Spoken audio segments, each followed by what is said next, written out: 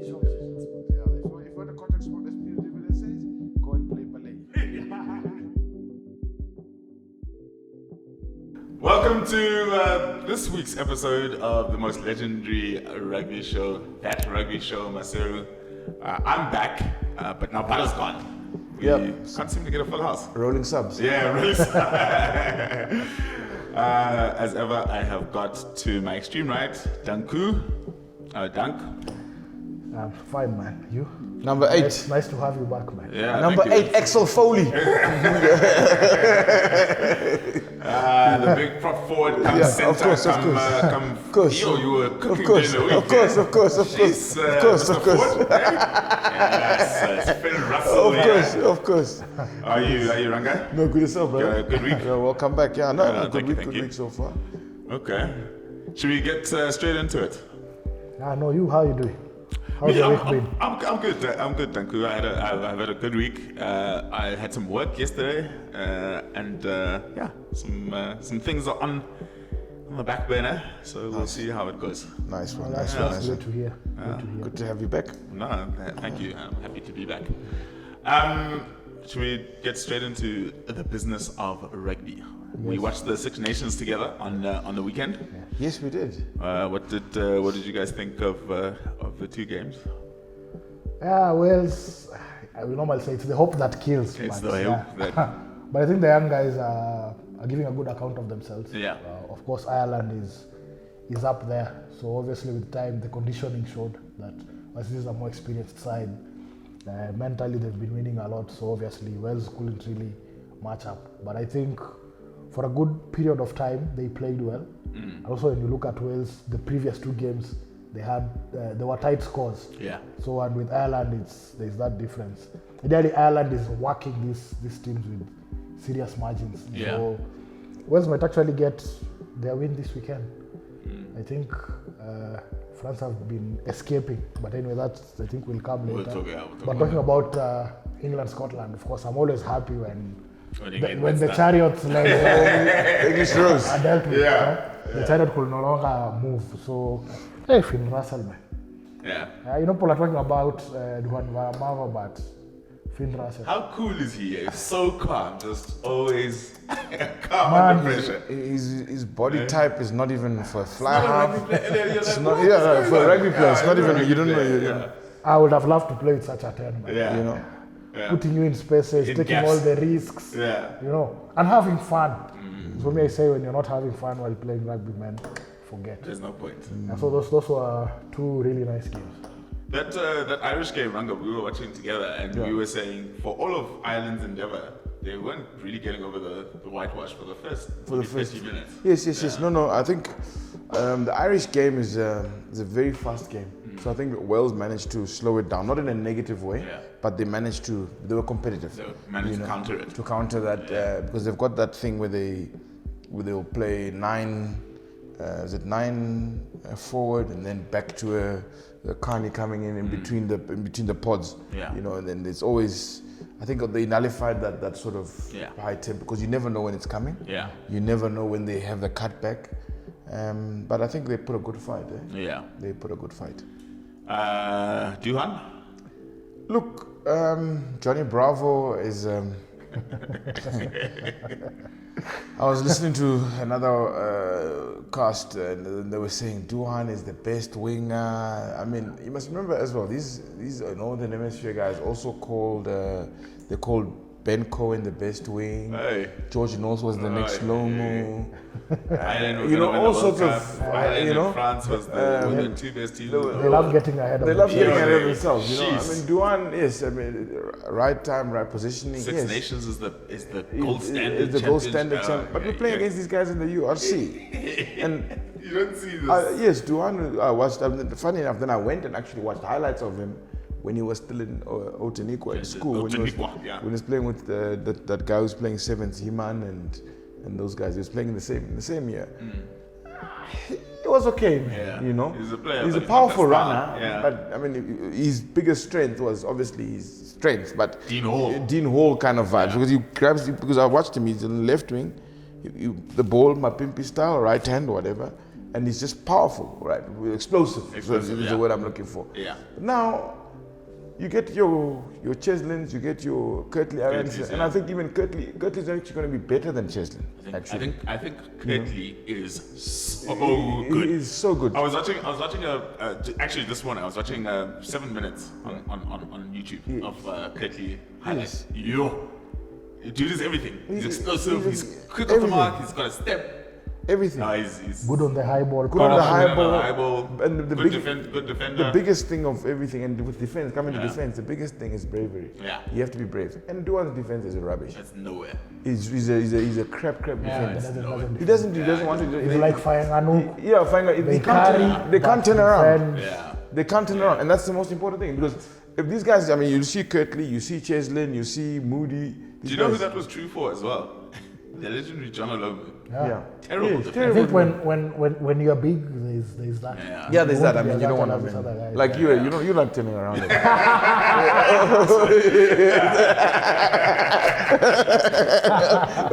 Danku says he was the number 10 antidote. Antidote, yes.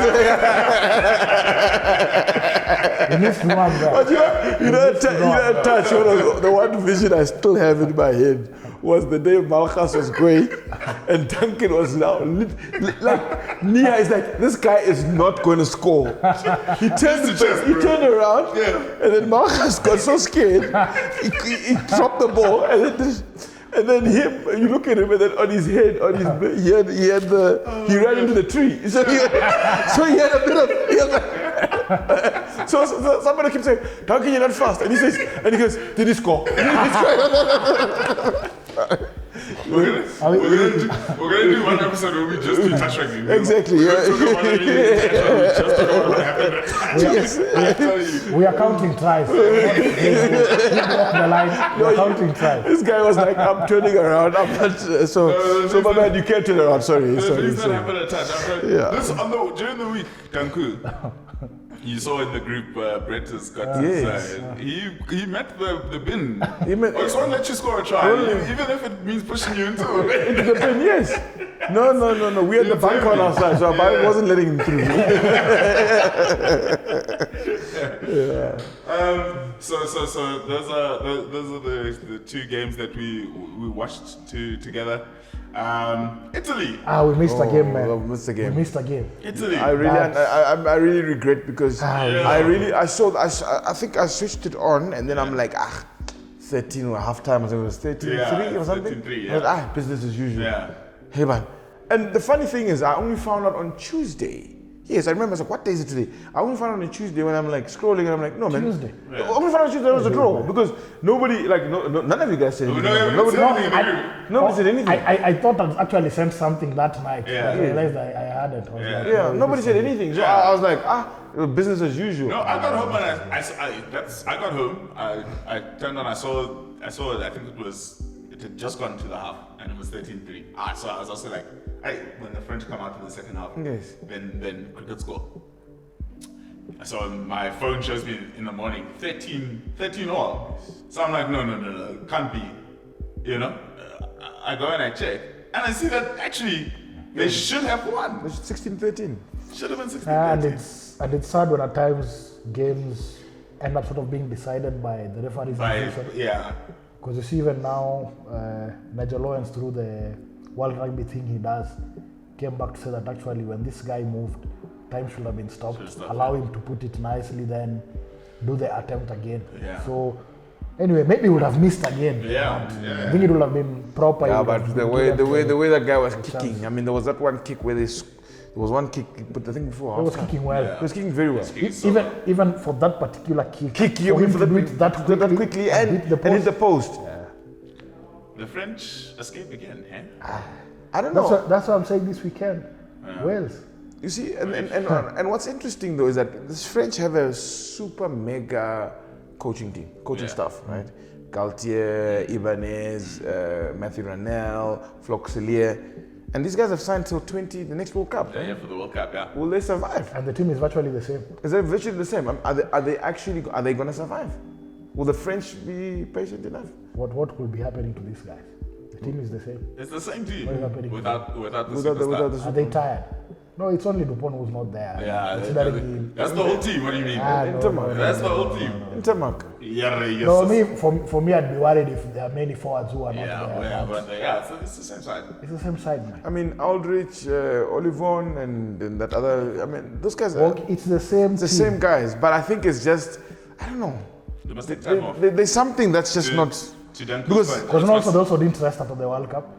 Because top 14 was going on during the World Cup. Yeah. So when they were dropped off, then they're not going to the airport to just take a bus. You just, to your problem. Because that's what I'm saying. I don't know what's going on. There's something not. Yeah, Fiku is there. Guys, we have to segue now to. He can do everything. He plays 15s. He's the star. Then he goes to 7s. He's the star.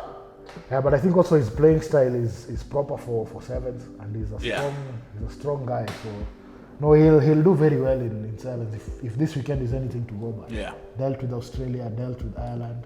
Yeah, he dealt with them. Yeah. I'm talking of sevens. Argentina are going to win this circuit. Yeah. I can't believe it, They're going to win it. Gee, how good are they?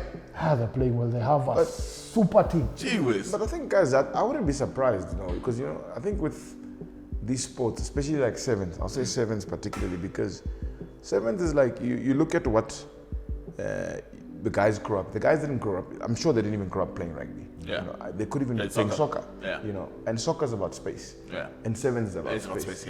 Even you find random. Even if you look at, I'm not into basketball, but you'll find even a random team has a strong league in basketball. A random country, has a strong, because everything is about space.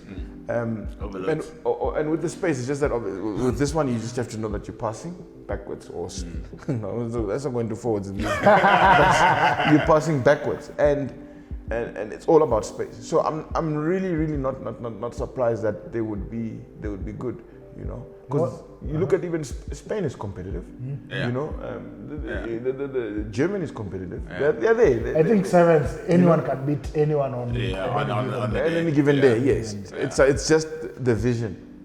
And what's interesting is actually the consistency that they've had since they became number 3 at the last Olympics. They've been very consistent. And so now you're seeing they're winning back-to-back tournaments. See, the other number 2 team on the log is Ireland. Imagine Ireland, who joined the circuit less than 5 years. Yes. They are number 2, and they might actually finish there. That shows you that the program, whatever Ireland is doing at the top, the structures that Farrell and David Nusifuro have put in, it's working for them. That's as simple as that. Yeah, because by the time you're looking at NZ, Fiji, SA, the normal culprits, 4, 5, 6. But speaking of which, what happened to Kenya? Kenya was really there. Kenya dropped. I was actually just about to ask, have you ever played on the circuit? No, not on the circuit. Okay. Kenya dropped from the circuit last year during relegation, but now they're the ones leading the log on. It's called the Challengers Cup. Yes. So they're playing 3 tournaments. Yes, they're playing 3 tournaments. Okay. Then the last tournament, it will be the bottom 4 from the series, the main series, then and the top 4. Okay. Then now they'll compete so that guys now can be again. But it'd be nice to have Kenya. Because the teams were reduced from 16 to 12. But between 2010 and 2016, man. We were cooking this. Cooking this. When they were getting guys in, like when Paul True and them went, it was very attractive to cooking this. Those were nice times. You wouldn't mind waking up at 3 a.m. to watch rugby. But what is the issue? There's no influx of players coming in. The stars are out. But actually, what I actually think is the transition from the side that had the superstars in Jaras and Co was not proper. I don't think COVID made it easier. So there was that gap from that age group to this other one. I see. So And then instead of letting the youngsters, you're here selling insurance. Running around on a Wednesday. We have a very good coach, Kevin Wambua Bling, and I wish them the best next weekend. What's his background? No, him is a proper rugby guy. He's a proper rugby guy. He's been gathering coaching experience slowly from coaching schools, Okay. coaching a university called Daystar University. He's coached the club he used to play for. Then he's also being assisted by Louis Kisia, same thing also. They used to be club mates actually. Then the strength and conditioning coach is Andrew Amonde. Oh, yes. So Amanda did train. We have a very solid group of guys on that side. Yeah. And, I think if they win the Uruguay leg, then I think we'll be guaranteed being in the top 4 come that relegation and promotion tournament. Relegation, But it's brilliant. yeah. Should we go to Super Rugby a bit, Oaks? Yes. How's that Saders game? Yes, Saders. Crusaders and Waikato. D-Mac. You know me, I'm a Saders guy. Yeah. And I was worried at halftime. I was like, what the hell is this? No, D-Mac was cooking. He was cooking with gas. And it was interesting to see that the pace and the tempo of the game. The pace was so high. Like these guys were not even. Gee whiskers. And then there's the skill level. I was about to say skill sets. Yeah, like, first game of the season. Yeah, like these guys ready to cook. Yeah. What's going on here? No. It was a very good game. It was a very, very, very good game. And I think obviously we can see Scott Barrett will probably be the NZ captain. Yeah. He had a good game. Yeah, it was strong game. Yeah. Proper, but it'll be interesting. And I see Several Reese is back. What happened? That guy just knows how to score. He was out last year around ACL 4. reconstruction. Yeah, so it was, and I mean that's tickets for him. I mean, with the All Blacks, I think we had that discussion with you the other time that the cycle of the wings, it doesn't stop. Yeah. They're just a factory, and the next best thing. I mean, Talia will be there. It will be very difficult for him. Strong weekend as well. For him to also make the next World Cup.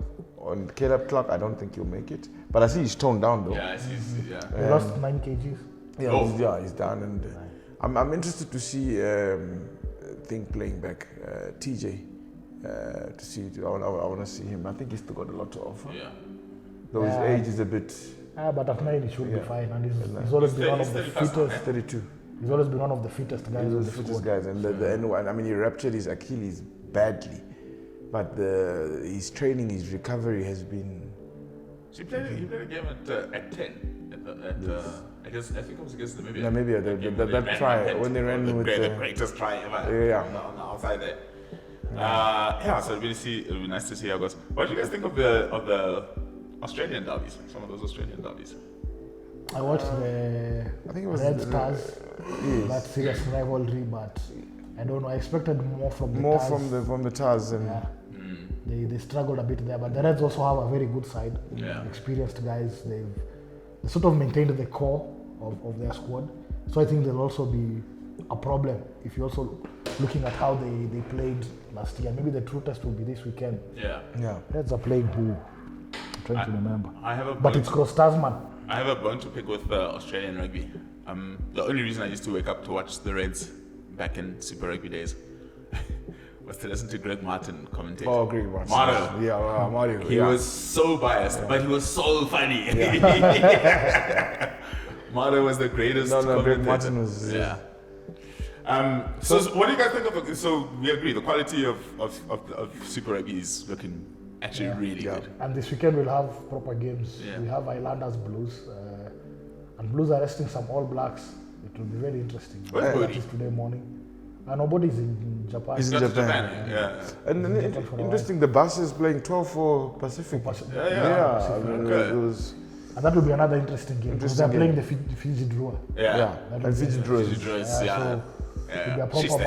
They got out the gates last week. They had a strong start.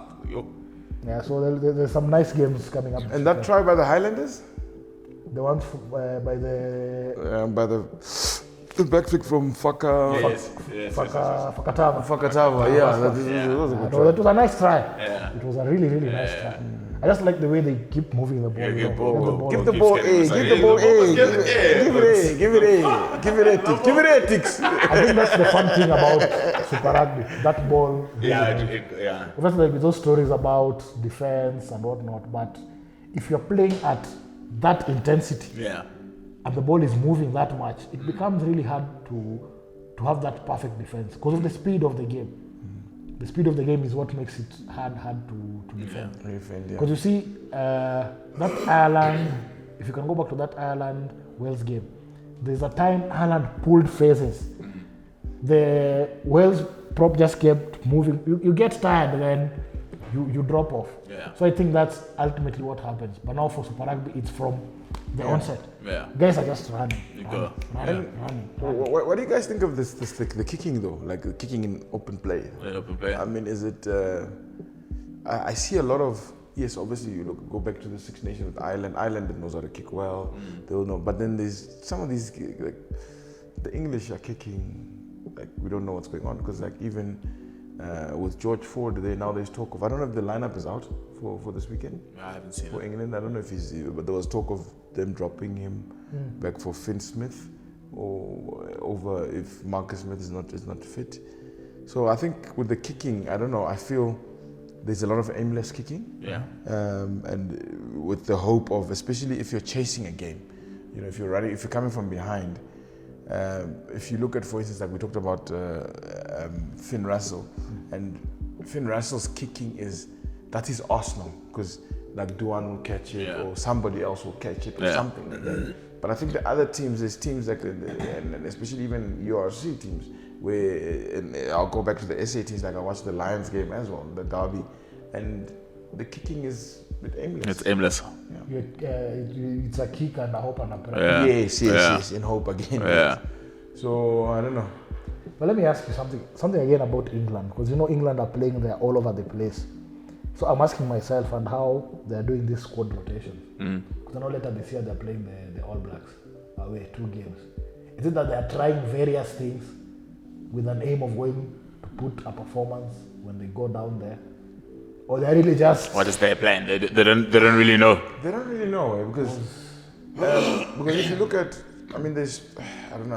I saw an interesting article where somebody was saying, he's a former English player. He was saying England must really, really, really jack up like really jig, the side. And talking of Ben Earl playing 12, I mean, for a guy who's never played. We've never seen him play 12 itself. That's crazy. I'm saying because he's got I don't know if it was not April Fool's, but I don't know what that was about, And then Henry Slade coming back, he's been disappointing because he missed the World Cup. I mean, on defense, even those tries when Hugh Jones went through, Hugh Jones slipped him, and the Ike Tigers, Hugh Jones. Hugh Jones, Yeah. So I think coming back to your question, I think they've identified elite players or a certain elite players, and then when we watch the Premier League from here, we see guys who we think, geez, this guy should play. It looks for good, England. yeah. Then they'll pick somebody from, I don't know, where. Somebody I've random. never seen the guy, and then I see him running for England. And then you're like, who is this guy? I mean, look at the hookers. I mean, both hookers are from the same club. I'm sure there are other hookers. I'm not saying that the hookers are bad, but I think they've identified these players, or rather, I don't know why Dan Cole is still playing. Number one. Carl Sinclair, yes, is injured or out of, I don't know what's going on there. He's out of form. And then you've got Freddie Stewart, is he injured? Guys, Was just benched. I want to quickly wrap up the show with sorry. Tix is giving us the eyes. Bandi Ake, Duan van der Merwe. Suddenly this has become an issue. Thoughts on that? I think people just need to stop whining. People are whining because it's not working. Because they're not winning. Because they're not, They are winning, especially that article from the Telegraph. Yeah. Just because England is losing. Yeah. Maybe they feel also their players they've trained, educated, and they're playing elsewhere. Yeah. For me now, we are living in a fluid world, to say the least. People move across nations and all. Yeah. So if they're good enough to represent wherever they are, then why not? X must play. And they are picked for it. For me, it should not be a problem. Simple and straightforward. It should not be. Yeah, there's a big connection with Ireland and New Zealand. I mean, Lesotho went and imported a big prop from Zimbabwe. Now we've got a Kenyan number 8. I mean, we are here. Yeah, but this Kenyan doesn't want to turn back on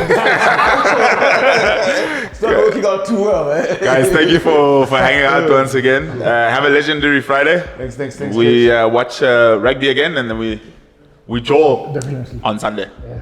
Cheers. Stay Stay legendary. legendary. Cheers, sticks.